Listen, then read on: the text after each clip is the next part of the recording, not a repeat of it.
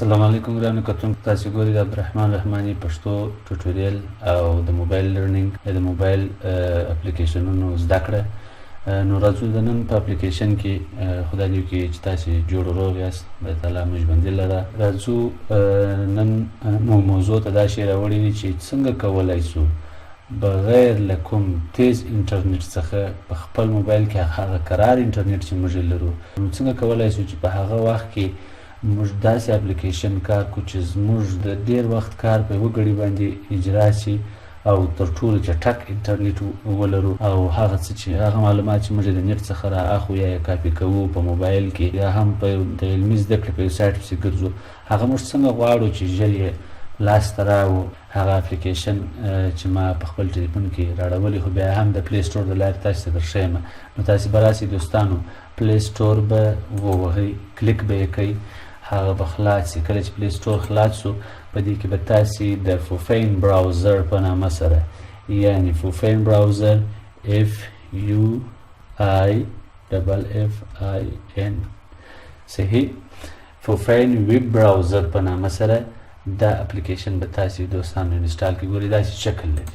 کله چې مو دا ووهي دوستانو ګرانو کتونکو، نو دلته ما دی انسټال کړی دی. اوس راځو دا اوپن کوو دوستانو. ګورئ فوفین براوزر په نامه سره شکل یې تاسې وینئ، هر څه یې تاسې وینئ.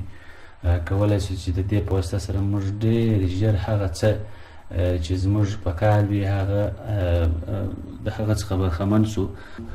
فوفین براوزر خلاص شو.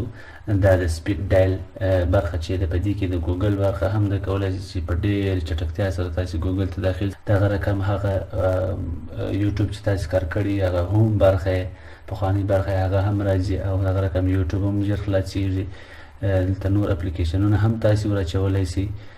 دا هغه برخې دي چې په دې کې کومې ویډیو ورځ په ورځ نوي پورته کېږي، هغه په دې کې راځي صحیح.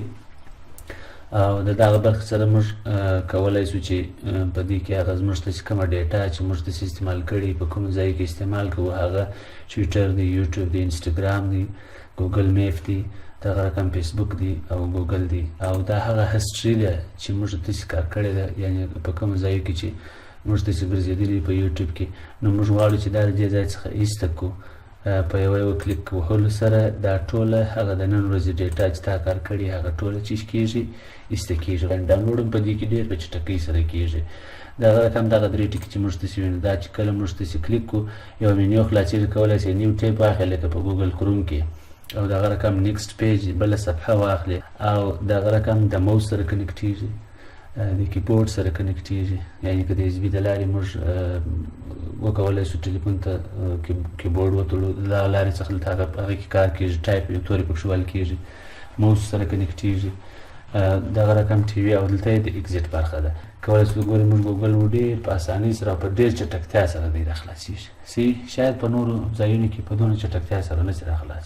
فرضاً په دې کې موږ ورکړو یو ادرس ورکړو، هر ادرس چې وي هغه ښه ورته ګورئ دوستانو. موږ یوټیوب ته ورته، کله چې یوټیوب ډېر په اسانۍ سره او په ډېر لږ وخت کې یوټیوب موږ ته خلاصېږي، د هغه د لارې څخه موږ کولی شو چې په دا ځای کې موږ په یوټیوب کې سرچ ورکړو هر شی چې زموږ په کار وي.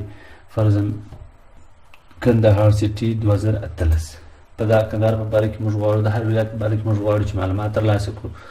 نو دا هم د کندهار په باره کې کله چې دا وهو ډېر په تیزي سره، ډېر په اتومات ډول سره هغه پلی کېږي. یعنې په یوټیوب کې اکثره وخت دا مشکلات یې کله هینګ شي، کله څنګه شي، خو دا که هر څومره کمزوري انټرنیټ تاسې کاروئ، تاسې کولی شئ چې له دا خوا څخه دلته ګورئ